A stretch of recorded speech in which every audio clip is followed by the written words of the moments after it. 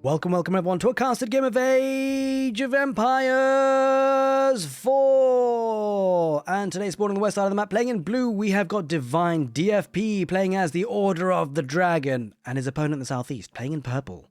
We've got Fei-chan playing as the ayyubids. Welcome everyone to Cliffside.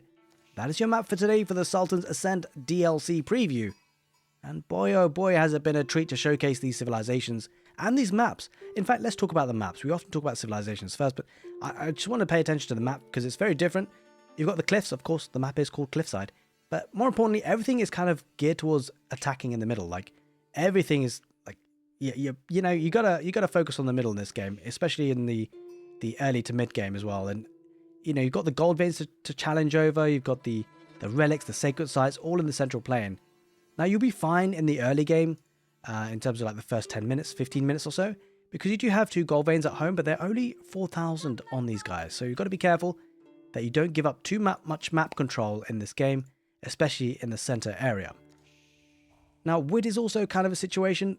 The wood lines are pretty scarce in terms of how much they're given. Like, there's lots of the wood lines, but each wood line is kind of small, apart from the initial major ones that you can get, and so it gives you a little bit of exposure to being raided if you're not careful.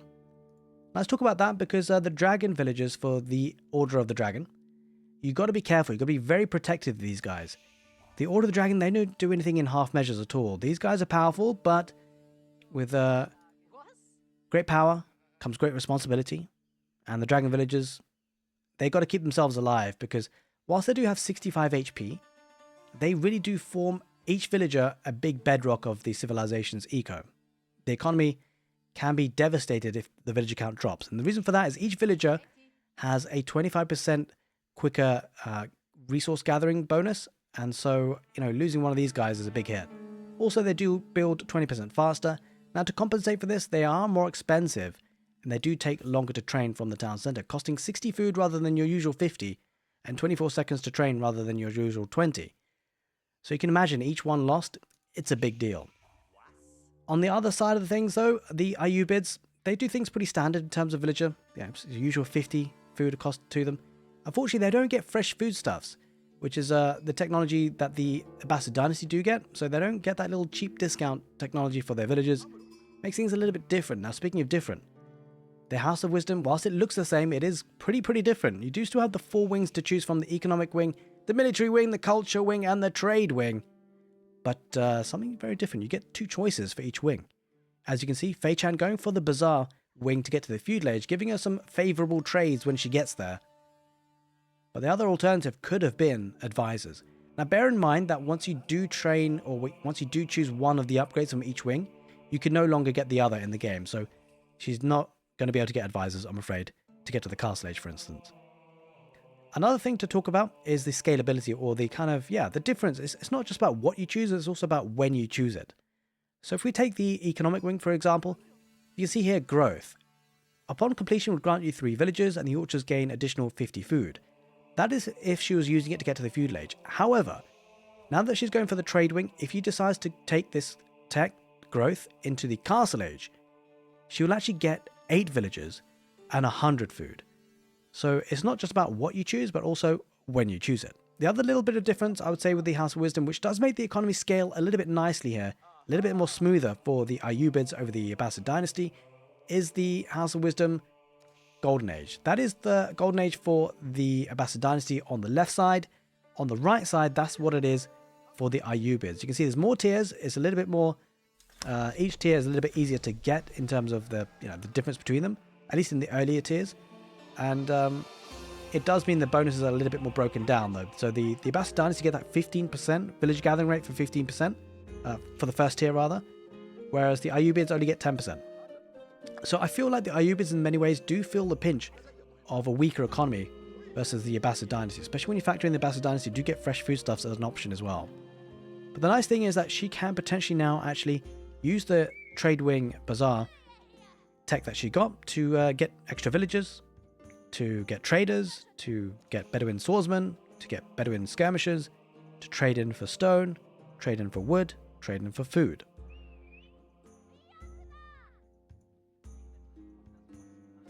Alright, well, Divine decided to go up to the next stage with the Ark and Chapel, which made things a little bit different for this civilization. Like, it's an interesting one because they get very similar landmarks as the Holy Roman Empire, but there's a bit of difference. I mean, like, in terms of how they look very similar, but in reality, take a look at this. It's only a 10% gather speed bonus for this Ark and Chapel. When you factor in the Prelate for the HRE boosting by 40%, that's a big difference. Of course, now the 25% gather speed for each villager for the Dragon villages, you know, helps compensate for that. But the Order of the Dragon itself seems to have a slightly weaker economy than the HRE in that regard too. Going to be going for a second town center here, the Order of the Dragon. I suspect the ayyubids will do the same. But I think, obviously the civilizations are obviously still in flux in terms of how they're being figured out how to play. But I think this is a very risky play for Divine. The reason why I say that is because all the units for the Order of the Dragon are very expensive and it's very hard to get them in meaningful numbers, right? And going to town centers like this, whilst it means the economy will start to build up, if they're not well protected, that is devastation. So it feels like you've got to be very careful with your expansions with the Order of the Dragon, because if you lose villagers, it's such a big hit. So each expansion has to be done slowly and measured and carefully, because if you're raided and lose a villager or two in the early game, it's a big deal. Now, speaking of villagers, well, the ayyubids looking to get the increased villager count themselves. Like you can see already, actually, it's been boosted, right? 28 villagers for Fei Chan, and that's probably because she's actually commissioned some villagers from the trade wing bazaar that she got. So she's probably just bought some villagers, in fact, which is also factor in actually the training time, right? So that actually plays a big role. I think in many ways that'd be kind of difficult to track between the two economies because it's not a like for like comparison, right? So she might not have even traded anything, to be fair. It might just be the fact that the dragon villagers take longer to train. A couple of horsemen riding around. So I think this is signaling a little bit of aggression for the ayyubids initially planned. And that could be problematic for the Order of the Dragon.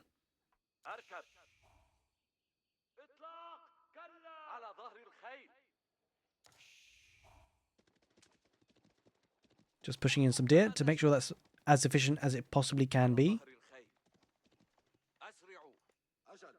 And I'm pretty excited to see how the ayyubids are played today. Like, we've seen a lot of the desert raiders being played on on streams and things, and it just feels a little bit underwhelming. I haven't really seen someone use them too effectively. It is a very versatile unit, but I think the use case for this has been sort of largely... I'm not sure if anyone's figured it out, to be honest. I definitely prefer the camel lancers in the castle age. I think the desert raider, I mean, it kind of gets a lot of damage from ranged units, and I suppose the versatility of it does help. It kind of can confuse your opponent what they're going to be going for, whether they're going to go for the the melee version or the ranged version. But I guess we'll see if any are actually trained and see how they do today. A couple of Bedouin skirmishers just pushing those gold villagers away for now. And yeah, this is what we talked about. Like, idle time being caused for the Dragon, Order of the Dragon villages as well is a big deal, right? It's a big chunk of the economy.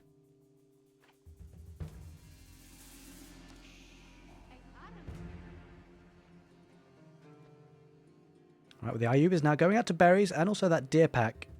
Going to be making sure getting that food income very nicely. And that's something actually to consider as well. Like, every movement you use with a dragon villager has big consequences. Like, even moving villagers around your base, like every second that's not working, that they're not working, is a big deal.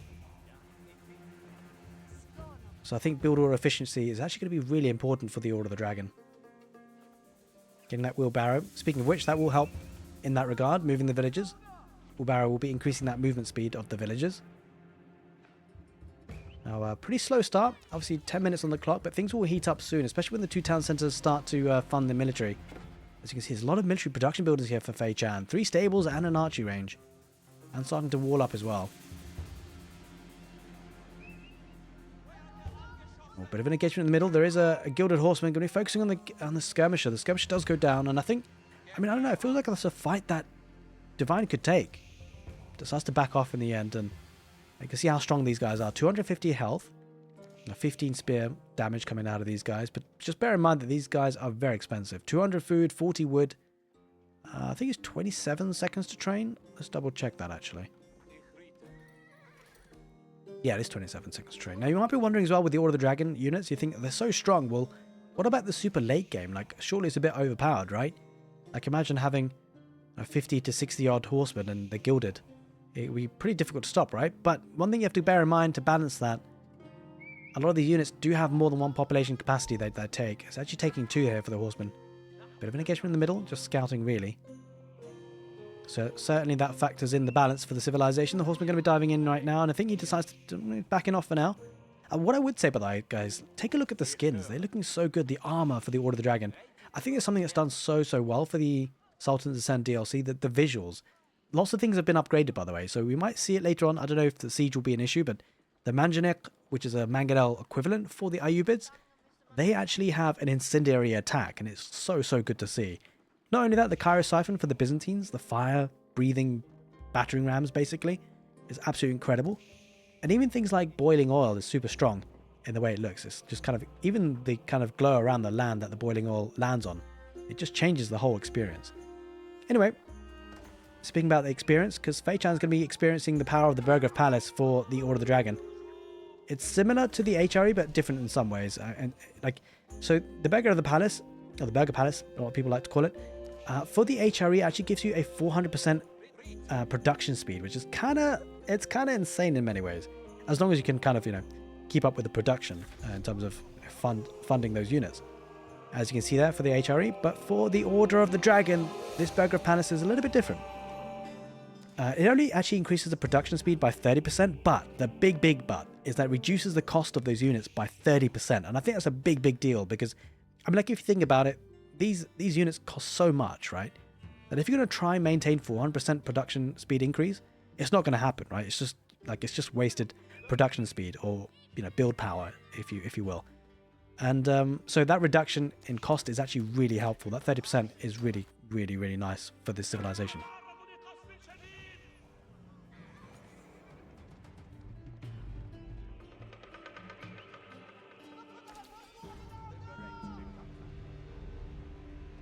Alright, well, it's coming out with a couple of Gilded Man-at-Arms, which look absolutely fantastic with their armor. And now these guys are going to be looking to be very strong. 290 HP. Oof. 17 sword melee damage. I'd love to see some Ghulams out if we can compare the stats. But certainly the number of villagers starting to climb here for Divine. It's getting a bit of a scary time for Fei Chan, I have to say, because the 2 town center play here for the Order of the Dragon is gone unpunished at the moment. And she did have a lot of production capability, so I'm a bit surprised not to see too much more. But bear one thing in mind, is that Fei Chan does have camel lancers, right? She's gone up to the castle age, and that is a big deal. The castle age for the ayyubids, giving her that little power spike. And I love to see this unit, actually, the camel lancer. I just think it's a better option to go to the castle age and get this unit rather than the desert raiders. At least for now, until we figure out actually how to use them. But there he's focusing on the woodline. This is problematic. Didn't get the walls up in time, Divine, and now he's going to lose the villagers on the woodline. We talked about how important it is to keep your villagers alive, and unfortunately he's lost 2 already. That's a big hit on the economy. Take a look at that. 51 villagers to 73. Of course, the dragon villagers will be more efficient, but for every villager that Divine loses, that is a big hit. There's a raid on the front of the base as well. On the berry, he's going to be losing more. Now, they're pretty tanky. Loses one extra one. Backs away for now. The single Gilded Man-at-Arms going to try and keep them alive. The trouble is for Divine at this moment, he doesn't have the movement speed, right? Definitely the mobility is on the favor of the ayyubids. Oh, it's going to be affecting that woodline again. Oh, the villagers are still there. This is problematic. No military, no spearmen there. Or at least, whatever. Yeah, that's bad. Divine's losing a lot of the economy. Focusing on the front as well, looking to snipe that prelate, stopping the relic coming in. Wallow, but it's not going to work, and this is going bad for Divine. We talked about how precious these villagers are, and they're absolutely melting on that woodline. And the trouble is as well with the wood, like, that's the main woodline that he has. All the other woodlines are pretty precariously positioned. They're pretty small as well. Camel Lance is going to eke out a couple of units, dragged out where they didn't want to be, the Gilded Crossbowmen. Might lose another. And all of a sudden, Fei Chan's production is really ramped up. Kind of struggling on gold in some ways. But behind this, she is picking up relics. She's got 1 in the bank so far. I think she's just relocating the gold villagers, right? Must be. The Prelate coming out to heal, but that's going to be in vain. A couple of crossbows coming out in the forward production, which will help him defend Divine, but he's got to do a better job because that woodline is being attacked again. It's keeping the villagers idle, right? This is such a big deal. Even if, I mean, there's 13 villagers have gone down. And not only that, it's the idle time that's really hurting Divine. Now, there is one game mechanic that could help Divine, but he seems a long way from it. And that would be the Palace of Swabia and the Imperial Age. They do get a 20% discount to get to the Imperial Age, but I mean, it doesn't really feel at all possible at this point. And the power of the Palace of Swabia would be producing those villagers again. Ooh, the villagers on the wood line, they're being cut off from the retreat. One goes down, I'm sure. No, not another, but it's killed 15 so far, Fei-chan. She's doing absolutely great work in raiding, and this is such a dangerous situation for the Order of the Dragon. He's got to stabilize somehow. He's got to stabilize so we can get the Palace of Swabia, get the villager count back up again.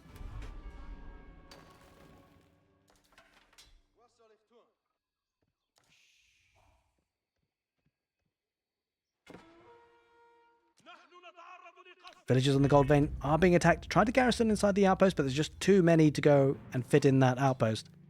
And the Camel Lancer numbers actually looking very dangerous here for the ayyubids. Constantly raiding, and look at the idle time being caused. Devastation. Getting a couple of gilded spearmen to try and engage. Does have to back away. Now, I think this has to be done. Like, some might think, okay, why can't you just take a favorable trade a little bit there with the gilded spearmen? But firstly, there's not enough, and he needs to keep the unit numbers alive, right? They're so precious. Everyone that's lost, it's a big deal. Here come the Camel Lancers sniping out spearmen. And again, keeping 16 villagers idled. It's pretty rough. Now, looking to get the sacred site in the middle here, Fei-chan, as well.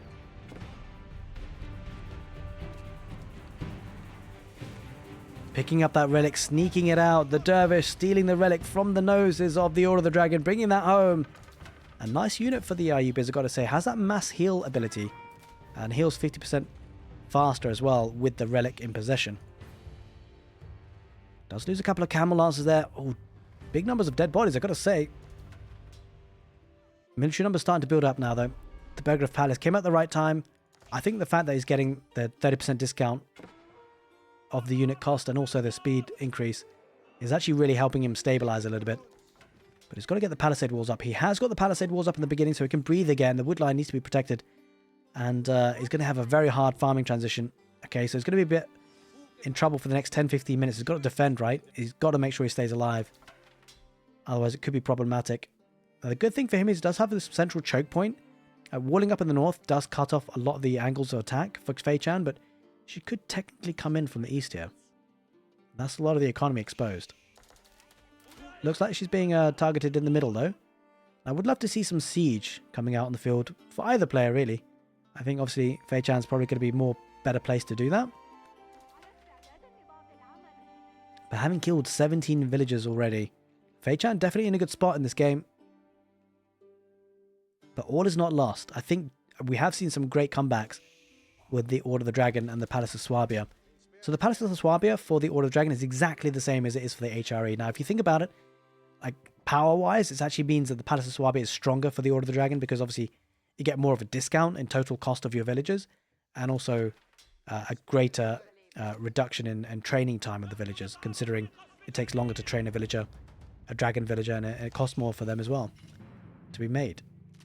Gilded Spearmen going to be acting as a front line for them. Oh, this is not a good fight for Fei-chan. The numbers are good here for the Order of the Dragon. Divine might be taking a very good win in this little battle, and Fei-chan spots it. She realizes that that's not a fight she should be taking, especially with the crossbows in behind, and she decides to back off, and it's the right move. She's got to get out of there. All of a sudden, Divine pushing back a little bit. That was a good snipe of quite a few units. And so whilst Divine has lost a lot of villagers, make no mistake, Fei-chan has lost a lot of units, premium units at that. Going to lose a couple more as well. Looks like she might have to readjust her waypointing. But look at the military numbers, 42.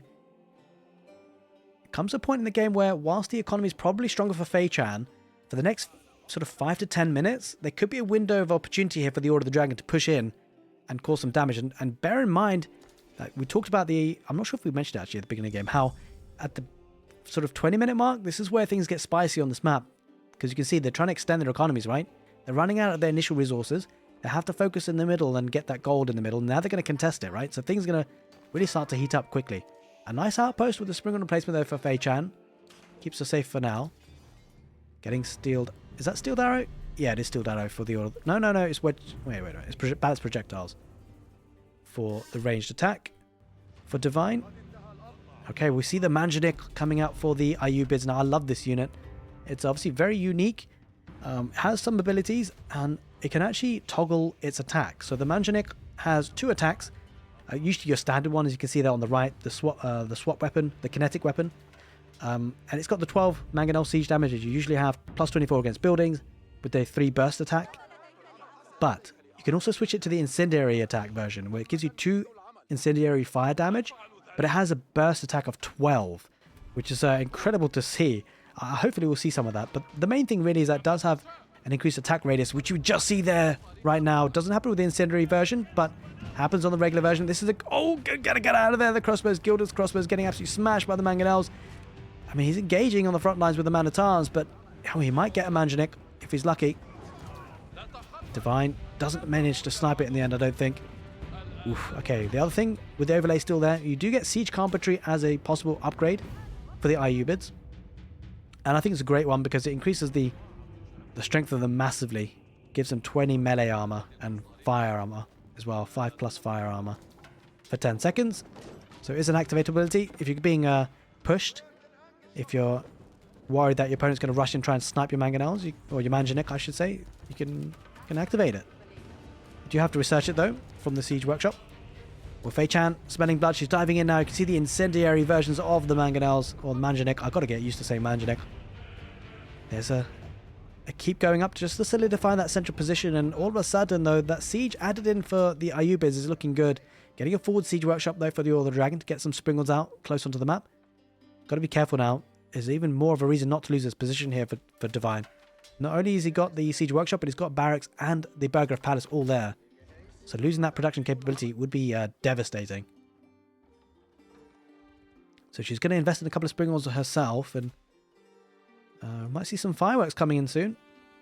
Shall we say ignited rocks from the Manjanik.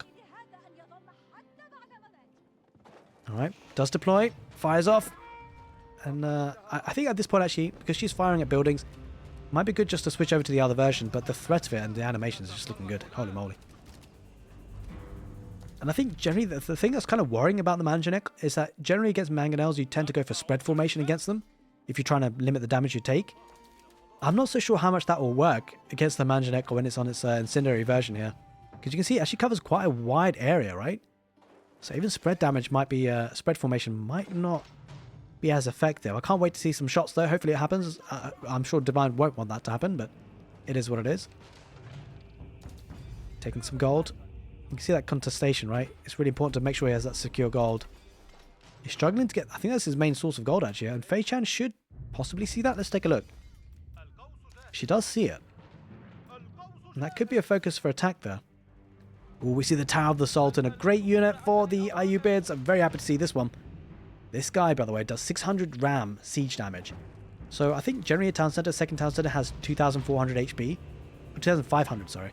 So you're going to need just over 4 hits with these guys, if they're on their own, to take out a whole town center. If you have maybe 2 or 3, which you usually would, you know, you're reaching on 2-shotting them.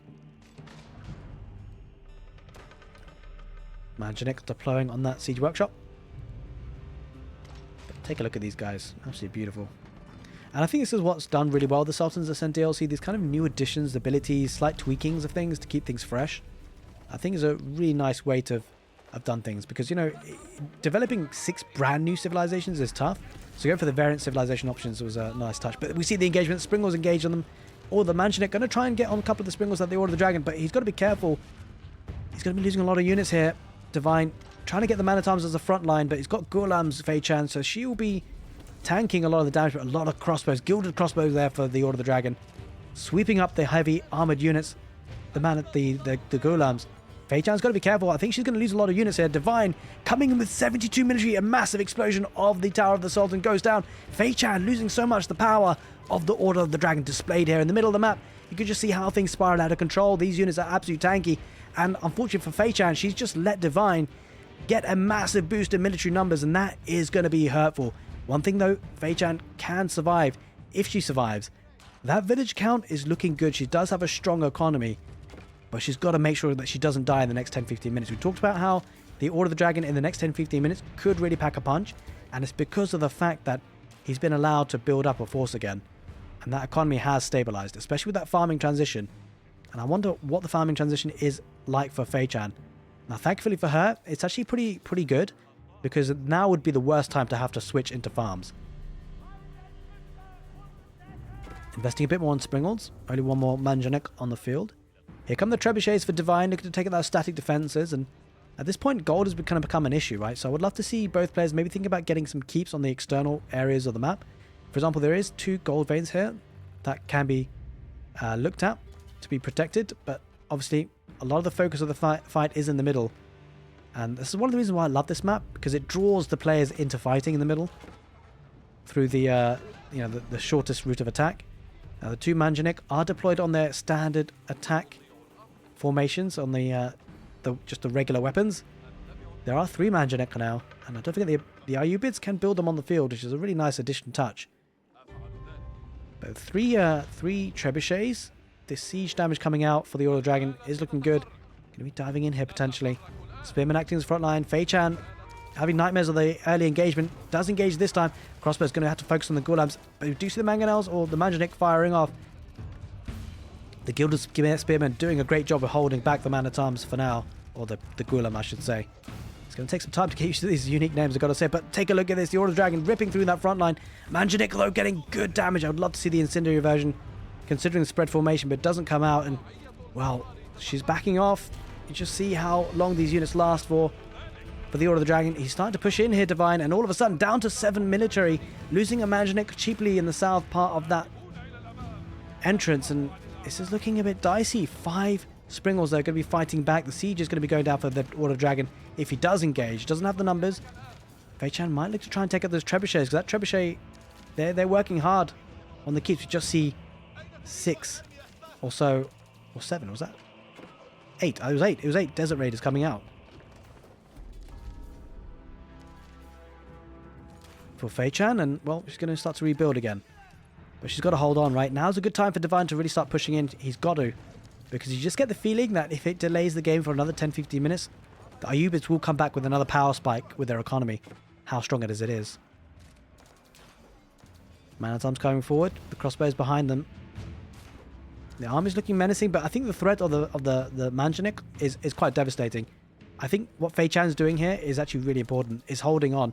It's buying her time, right? Like, having this number of Springles means that Divine can't really push in too easily with his trebuchets too quickly. And the Manjanik do deploy. There we are. We see a lot of the Gilded Man-at-Arms on the front lines going up against the elite Camel Lancers. Fei Chan did get to the Imperial Age, and now she is looking to push back with a better teched army. There's no sign of the Imperial Age coming in for Divine. I feel that's a bit rough, actually, because Divine can afford it cheaply. 20% is a discount on the Palace of Swabia. But he's engaging anyway. It's Castle Age versus Imperial Age units, and he's taking the fight, but I'm not so sure about this. I mean, these are premium units, but against elite units, it's kind of tricky. Problem for Fei Chan, she's lost a lot of her front line. She's going to lose a Manjanik or 2, that is for sure. She's got to get out of there. She should be fine if another Manjanik or 2 add into the fight. And she does have some reinforcements. Defender's advantage certainly playing a role. But he's diving in here, Divine. He smells blood and he wants to cause damage. Gilded Man-at-Arms take another Manjanik. Taking out all these expensive siege units is important. And he's getting good value. Might have to back away for now, though. Interesting enough, he's actually got 30 military. And now 6 of that number is on siege. Take a look at the siege coming out for the ayyubids. 2 to 3 Manjanik holding everything. We see another group of Desert Raiders coming out.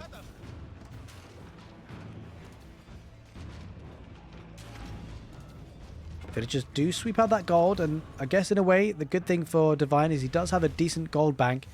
Came in to rush and take the gold whilst he could. But this is a bit of a death siege push coming out for Fei Chan. Got to be careful here, Divine, and find a way to deal with this. The trouble is the only way he can deal with this really is to get Springles of his own. Stuck in that castle age, the Ghulam's heading forward. These are elite Ghulam. They're going to trade really well, even against the gilded crossbows if they get close. Backs away for now. All of a sudden, definitely a yo-yo type game, right? For a long period of time, Divine took so much damage, but he managed to fight back. But all of a sudden now, as we head into the 30th minute of the game, the Ayyubids is now coming back with a vengeance. Especially having 4 relics is definitely going to be helping her with that gold count. Getting the gold in the south, we talked about how it's important to secure. And it looks like Fei Chan pipped Divine to that post. Oh, absolutely demolishing everything, those Manjanik. And that's actually scary. I mean, it's going to become very difficult, right? Because she does she have the activatable ability? She does. So even if Divine starts to head in and try and snipe them with military, like melee units, it's going to be difficult. Because she can just click this and for 30 seconds, you know, the melee armor is going to increase heavily. Oh, villagers. Oh, that's going to be bad. Oh, Manjanik. Oh, Divine. He gets away with it. No, he doesn't. I thought he got away with it, but he does lose a couple of villagers in the end. Manjanik going to go on the Burggraf Palace now. It might be one last fight here for Divine to try and win the game. He's got a lot of wood and gold. Maybe trying to get some spring ores, but this is a big death ball of siege, right? And the kind of crazy thing for the Manjanik with this upgrade, this ability, oh my god, is that you can't necessarily rush these mangonels down, right? Like, even if you have a large military number, you might be just taking too much damage.